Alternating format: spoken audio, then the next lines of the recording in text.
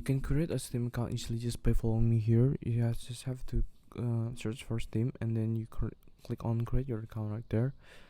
Then you enter your email address. You can use any email address that you want. Just make sure that this is not a random email address that you put in. And also make sure that you have to do this in your browser, so you don't get into captcha bug. I tried using the Steam app many times before, and I got stuck on the captcha, but by using this browser I can get in through very easily. And after this, you just have to check your email for confirmation, and then you can get back onto your computer. Just stay with me until I have finished verifying my email there. You can just skip the video.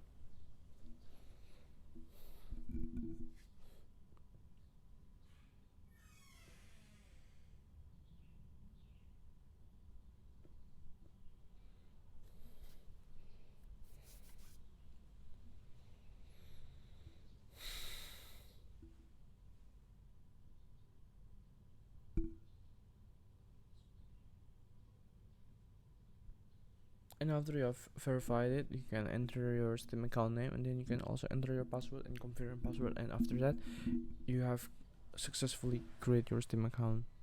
Thank you.